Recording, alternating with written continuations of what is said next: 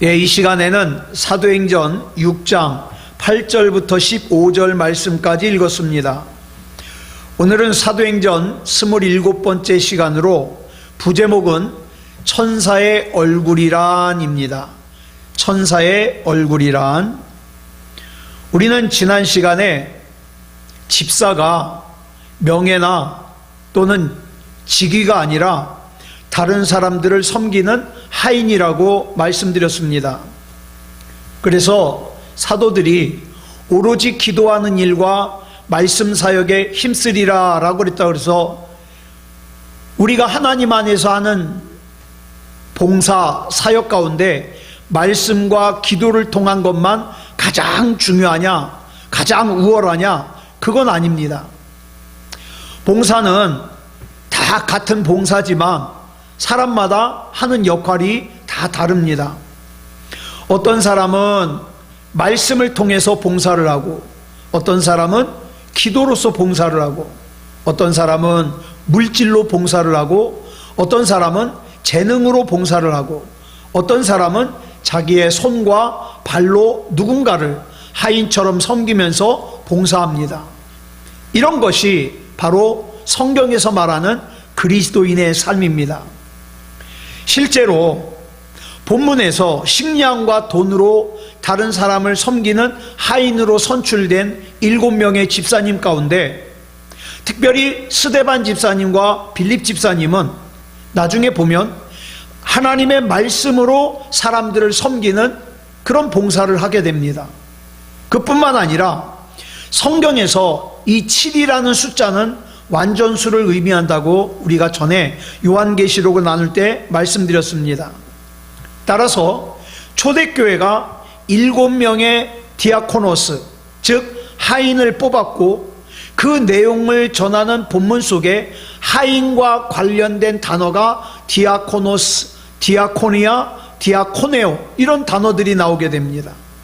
이건 뭐냐면 물론 모든 그리스도인들은, 즉 예수님을 구주로 영접하고 예수님을 믿는 그리스도인들은 그리스도 안에서 누군가를 섬기는 하인이 되어야 된다는 뜻입니다. 그러니까 교회 안에서 편을 가르고 당을 짓고 다른 누군가를 멸시하고 무시하고 그러면 안 된다는 거죠. 그렇다면 대체 그리스도인이 누군가를 위하여 하인이 되어 주어야 하는 이유가 뭐 때문일까요?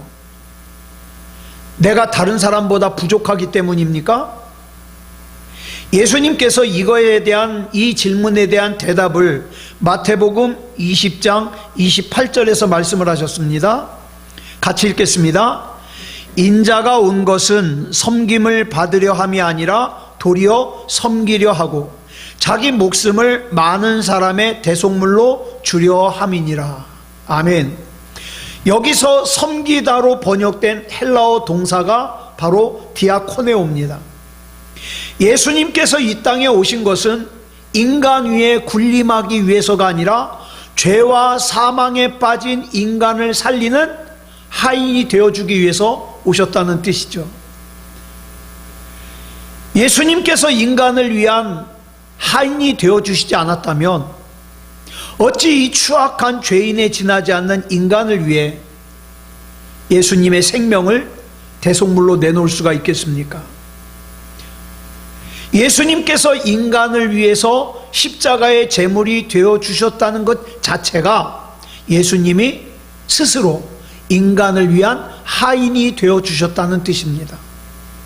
그러면 예수님이 스스로 인간의 하인이 되어주셨다 그래서 인간을 섬기고 인간을 구원하기 위해서 오셨다고 해서 우리 예수님께서 우리보다 부족합니까? 그렇게 생각하는 사람 한 사람도 없습니다.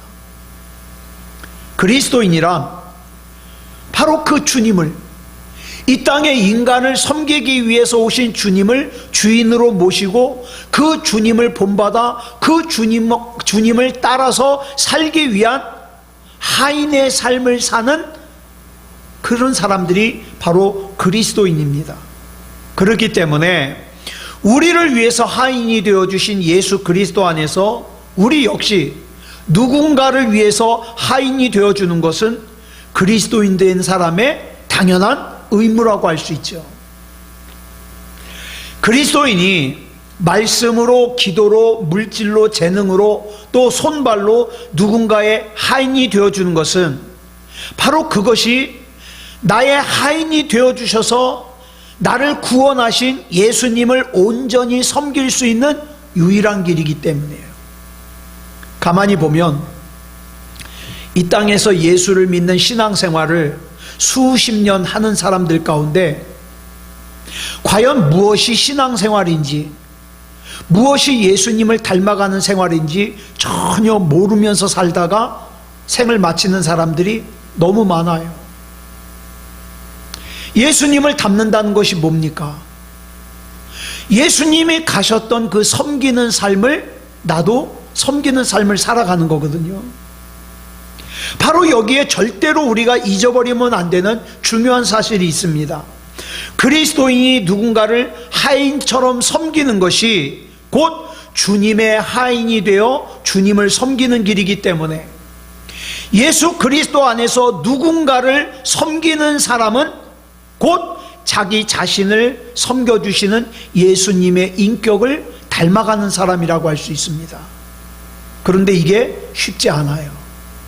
절대 쉽지 않습니다.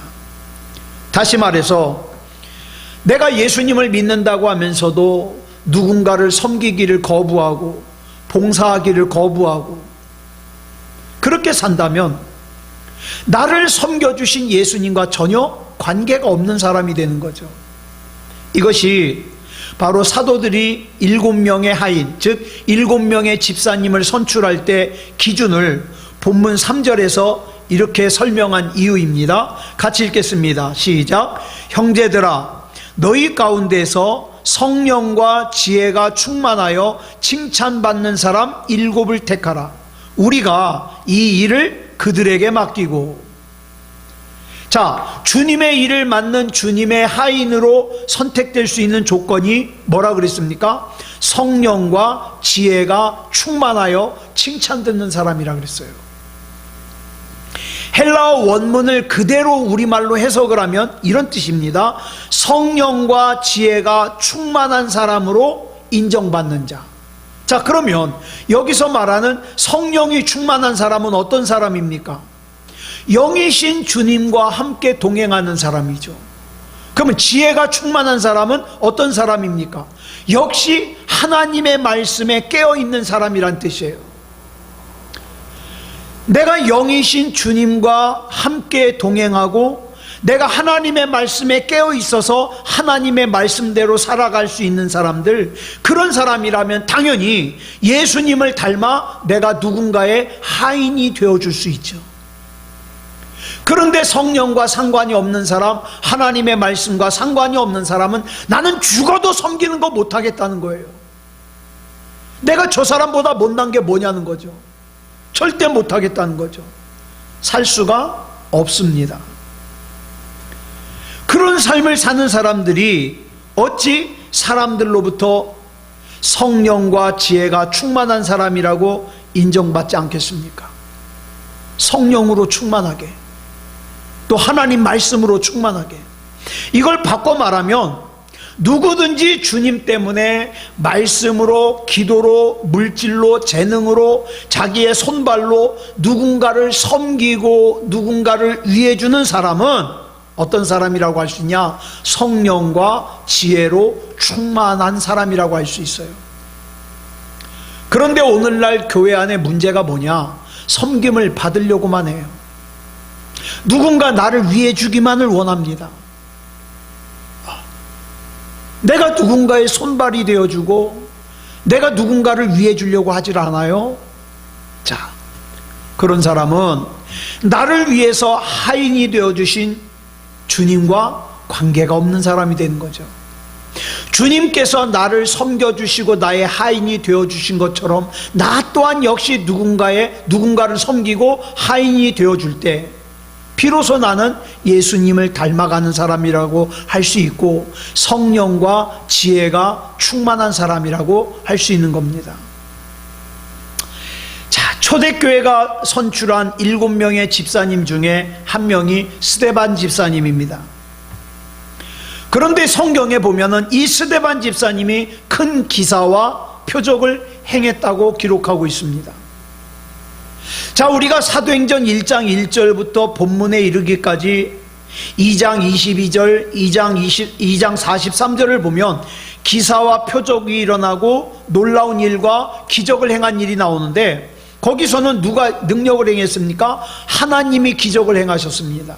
예수님이 기적을 행하셨습니다. 또 예수님의 제자였던 사도들이 기적을 행했습니다. 자, 우리는 전능하신 성부 하나님께서 기적을 행했다? 전혀 이상하지 않아요. 예수 그리스도께서 기사와 표적을 행하셨다? 전혀 이상하지 않아요. 또 예수님과 3년 동안 동행한 제자들이 기사와 표적을 행했다? 전혀 이상하지 않아요. 그런데 스데반 집사님은 다릅니다. 스데반 집사님은 갈릴리 사람이 아니에요. 예수님께서 갈릴리에서 사역을 시작하신 초기부터 예수님을 믿은 사람이 아니라 나중에 예루살렘에 초대교회가 생겨나고 예수님을 믿기 시작한 사람이에요. 다시 말해서 스데반 집사님이 그리스도인이 된 것은 얼마 안 돼요. 요즘으로 말하면 초신자예요. 그런데도 전능하신 하나님과 예수 그리스도께서 행하셨던, 또 사도들이 행했던 그 기사와 표적을 초신자인 스데반 집사님이 똑같이 행하더라 이 말이죠. 그뿐만 아니에요. 우리가 앞으로 살펴볼 사도행전 7장을 보면 스데반 집사님의 설교문이 나오는데, 그 내용을 가만히 보면 사도행전 2장과 사도행전 3장에 나오는 베드로의 설교보다 훨씬 나아요. 그러니까 신앙의 연륜으로 보면 사도들과 비교할 수 없을 정도로 짧지만, 어리지만, 그러나 그 믿음의 수준에 있어서만큼은 스데반 집사님은 이미 사도들과 대등하거나 더 우월합니다. 이것은 우리로 하여금 누구든지 예수 그리스도의 참된 디아코노스, 즉 주님의 참된 하인으로 살기만 하면 주님께서는 반드시 그를 통하여 당신의 능력을 드러낸다는 사실입니다. 자, 초신자라고 할 수 있는 스데반 집사님이 큰 기사와 능력을 행할 수 있었던 것은 그가 온 중심을 다해 주님의 디아코노스로 살았기 때문이에요. 얼마나 오랫동안 신앙생활을 했는지 신앙의 연륜이 중요하지 않아요. 우리 집안이 몇 대째 예수 믿는지 그거 중요하지 않아요. 믿은 지 오래됐다고 반드시 믿음이 좋은 거 아니에요. 믿음 생활하기 시작한 지 얼마 안 됐다고 믿음이 약한 거 아니에요. 참된 신앙은 얼마나 오래 믿었느냐가 아니라 내가 얼마나 주님의 하인으로서 지금 살고 있느냐, 이겁니다. 주님의 참된 하인으로 살면서 큰 기사와 표적을 행하던 스데반 집사님에게 무슨 일이 일어났는지 본문 9절로 10절에 보면 기록을 하고 있는데, 그 내용을 보면 로마 제국의 침략과 함께 구레네, 알렉산드리아, 길리기아와 아시아와 같은 로마 제국 각처에 노예로 끌려간 유대인들이 있었어요. 포로로 끌려간 그 유대인들 가운데 자유의 몸이 되어가지고 예루살렘으로 돌아온 사람들이 있었습니다. 우리는 이런 유대인을 헬라파 유대인이라고 부른다고 전에 말씀드렸습니다. 자, 그들이 출신 지역별로 모이는 각 회당은 오늘날의 교회죠.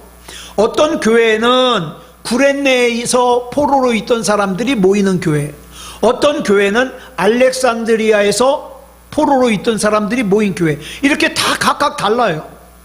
자, 그런데 이런 회당 사람들과 스데반 집사님 사이에 논쟁이 벌어졌습니다. 우리는 본문이 언급하는 논쟁의 의미를 능히 짐작할 수 있어요. 스데반 집사님이 먼저 그들에게 예수 그리스도의 복음을 전했습니다. 예수 그리스도를 십자가에 못 박아 죽인 것이 바로 유대인들이다. 유대교 신봉자들이다. 그러자 그 유대인들이 스데반 집사님을 반박합니다. 그러면 또 스데반 집사님이 반론을 하고 변증을 하겠죠. 자, 그런데 한참 논쟁을 하는데 유대인들이 스데반 집사님을 이길 수가 없어요. 왜 그러냐면 유대인들은 지금 억지를 부리고 있는 거고, 스데반 집사님은 성령님의 인도하심으로 지금 진리를 말하고 있는 거예요. 여러분, 말을 만들어서 하는 사람은 절대 진실을 말하는 사람을 이길 수 없습니다. 그러니까 이 유대인들은 정상적인 방법으로는 스데반 집사님을 이길 수가 없어요. 그러자 이 유대인들이 사람들을 매수해 가지고 스데반 집사님이 모세와 하나님을 모독했다고 모함을 합니다. 왜냐하면 이 유대인들은요, 신성 모독죄에 걸리기만 하면 합법적으로 스데반 집사님을 죽일 수 있거든요. 그래서 그들은 백성과 장로, 서기관들을 충동해서 스데반을 끌어다가 산헤드린 공회 앞에 또 세웠습니다.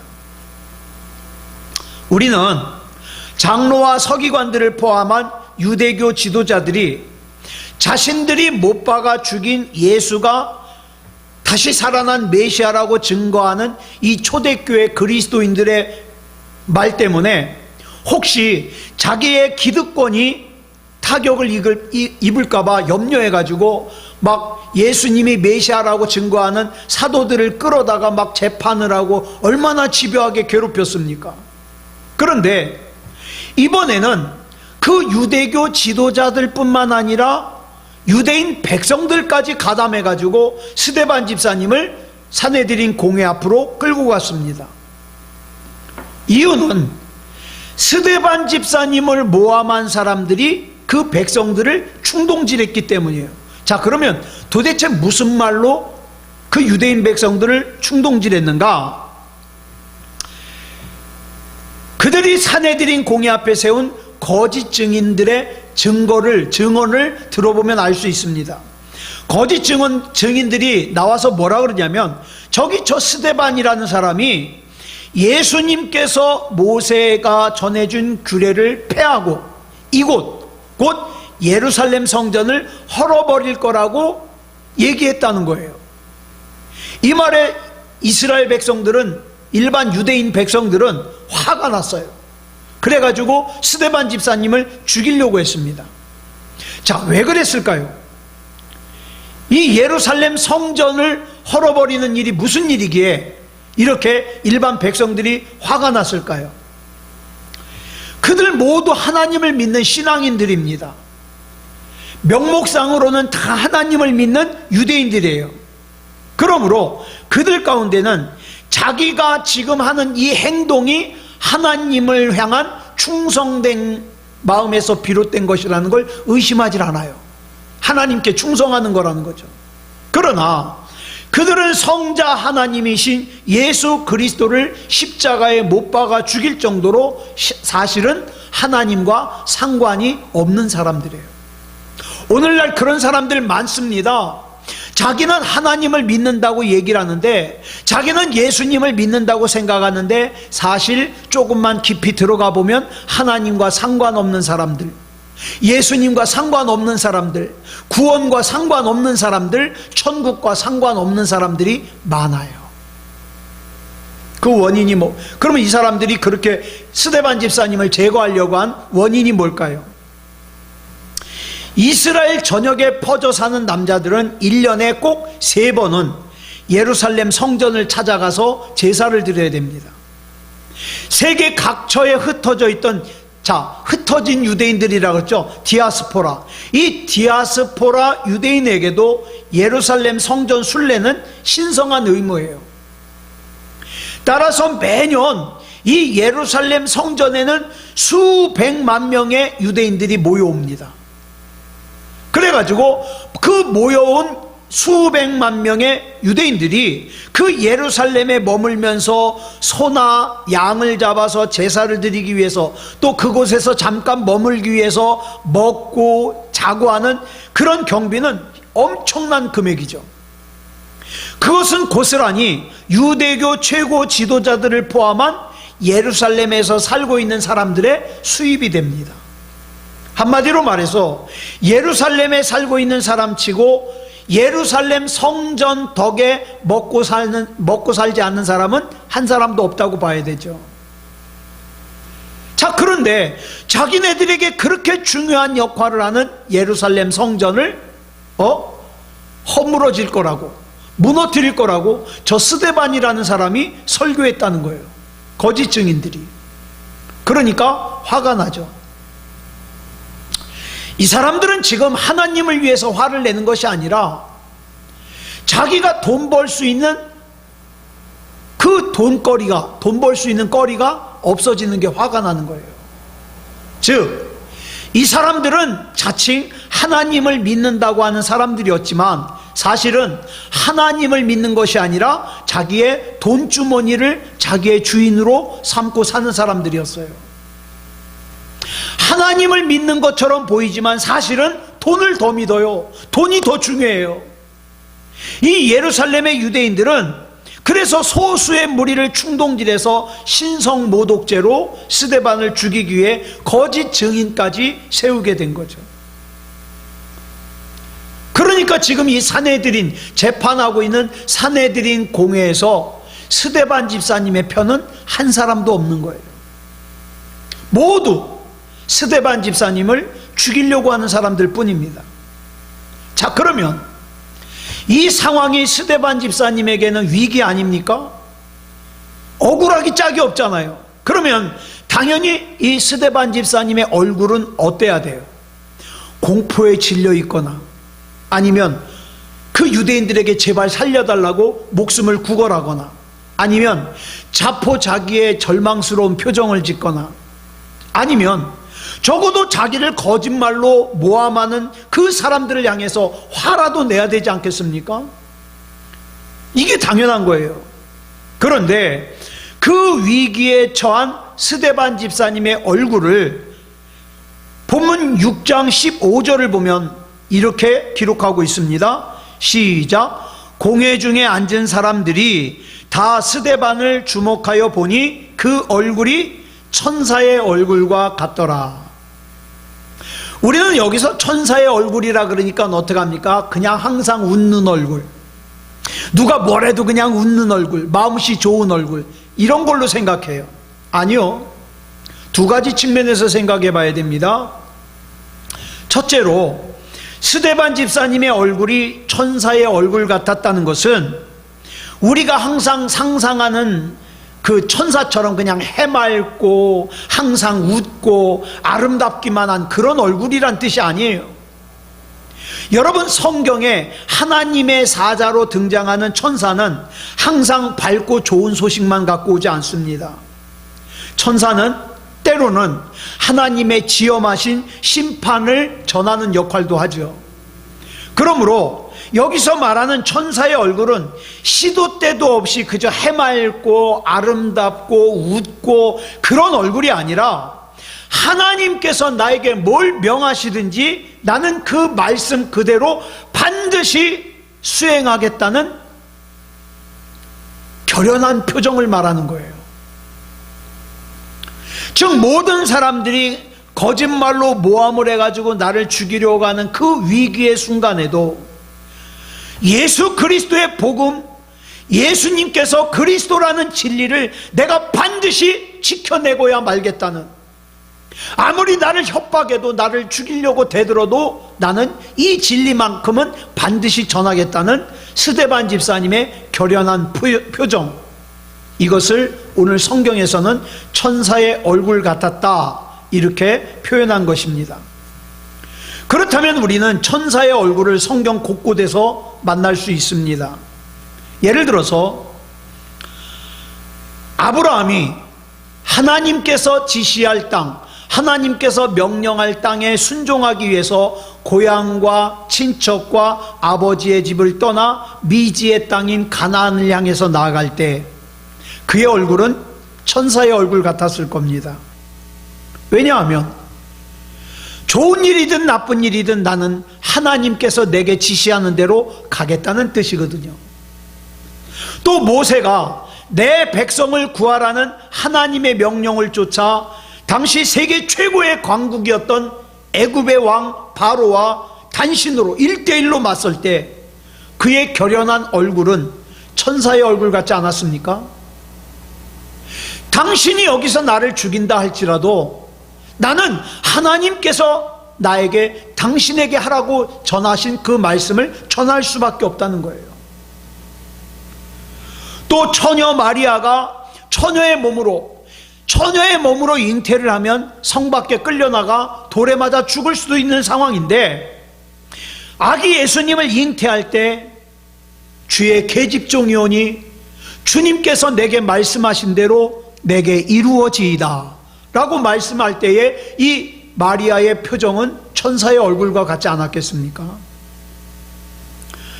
종교개혁자 마틴 루터가 당시 거대한 권력 집단인 부패한 로마 카톨릭에게 대항하여서 종교개혁을 일으킬 때 어떻습니까?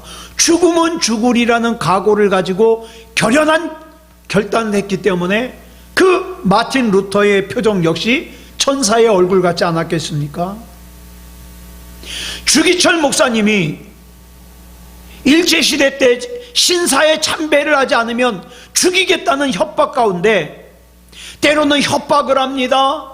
때로는 회유를 합니다. 그러나 나는 신앙의 정절을 꺾을 수 없다 그러며 결연하게 순교를 당할 때 이 주기철 목사님의 표정, 얼굴 역시 천사의 얼굴 같지 않았겠습니까?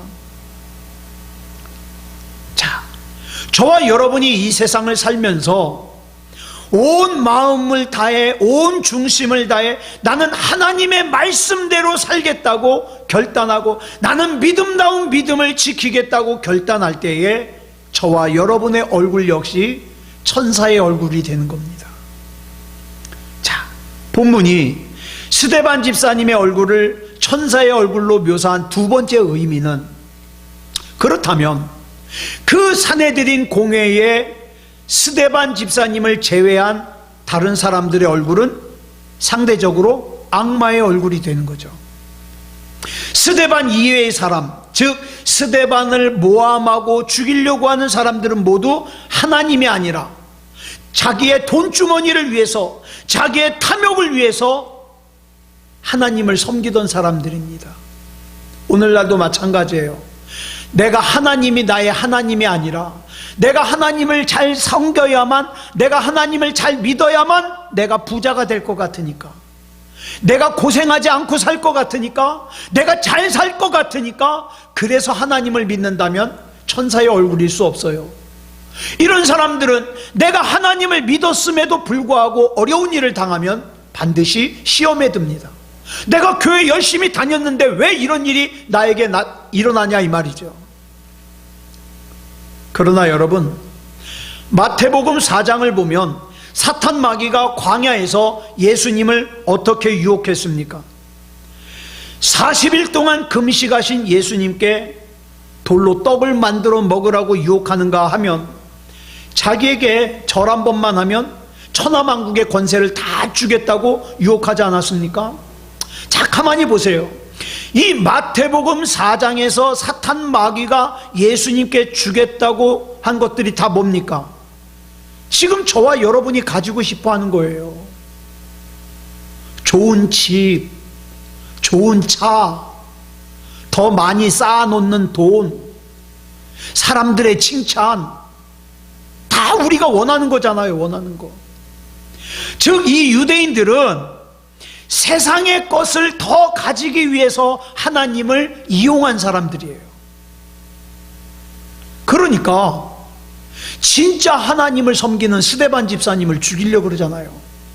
그러므로 이 사람들이 겉으로 보기에는 하나님을 믿는 사람이에요. 겉으로 보기에는 제사장이에요. 겉으로 보기에는 바리새인이에요. 겉으로 보기에는 사두개인이에요. 겉으로 보기에는 율법사예요.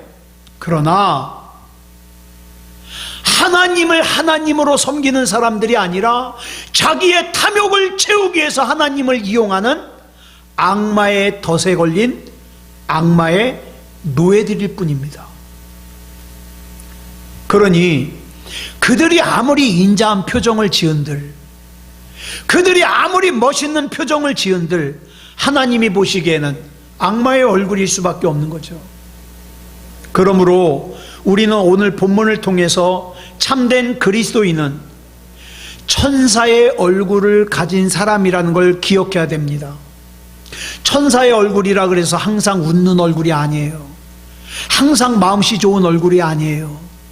때로는 속상한 일이 생기는 걸 알면서도 그 사람이 지옥에 가는 거가 싫어서 예수 믿자고 신앙생활 그렇게 하면 안 된다고 얘기해 줄 수 있는, 예수 그리스도만이 나의 구주라고 전해줄 수 있는 그런 사람이 천사의 얼굴이죠. 다른 사람과 관계가 불편해지는 게 싫어서 말로는 사랑한다고 하는데 전혀 그 사람이 천국 갈 수 있는 말을 한마디도 안 해줘요. 천사의 얼굴이 아니죠. 악마의 얼굴이죠.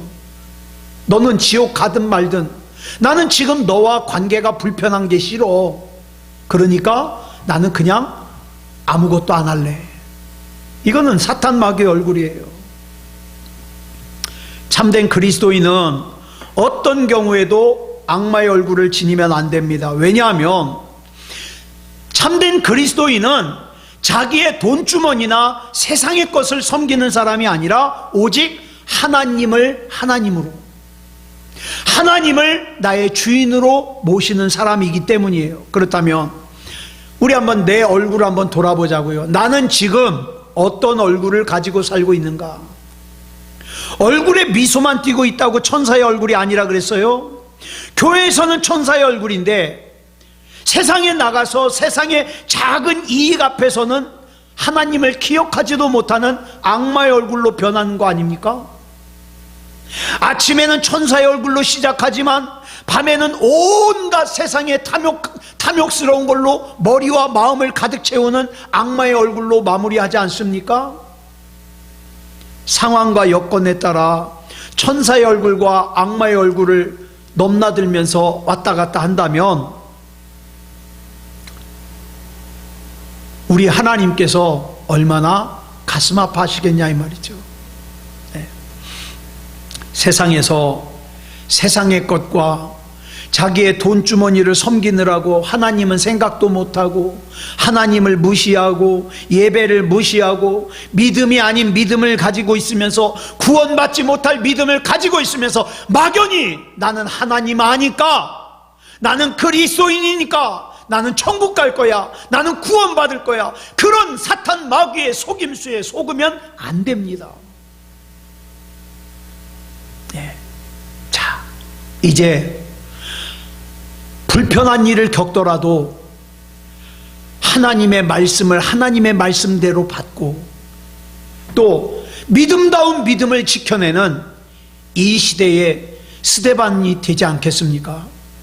그때 하나님이 보시기에 저와 여러분의 얼굴은 천사의 얼굴이 될 것이고 예수 그리스도를 닮은 얼굴이 될 겁니다. 그런 우리를 하나님께서 마음에 들어 하실 거고, 그 옛날 다윗을 보면서 다윗을 보니까 내 마음에 들어, 내가 다윗을 통해서 큰 일을 할 거야, 이렇게 말씀하셨던 하나님께서 저와 여러분을 통해서 하나님의 크신 뜻을, 하나님의 크신 역사를 이루시기를 그리스도 예수님의 이름으로 축복합니다. 기도하겠습니다. 사랑의 아버지 하나님, 감사합니다. 오늘 이 시간 사도행전을 통하여 진짜 천사의 얼굴이 무엇인지를 살폈습니다. 하나님, 우리가 살고 있는 이 세상에서 믿음다운 믿음을 지킨다는 거 쉬운 일이 아닙니다. 믿음다운 믿음을 지키려면 때로는 자존심도 상해야 되고, 때로는 불편하기도 하고, 때로는 피곤하기도 하고 그렇습니다. 그렇지만 우리가 진짜 천사의 얼굴을 가지기 위해서 하나님께서 내게 맡겨주신 사명 잘 감당하게 하시고 내 사랑하는 사람들 구원받을 수 있는 믿음일 수 있기를 우리가 항상 간절하게 기도하며 하나님 앞에 서게 해 주시옵소서. 우리 주님께서 붙잡아 주시고 책임져 주실 줄 믿사오며 그리스도 예수님의 이름으로 간절히 기도드려 싸움나이다. 아멘.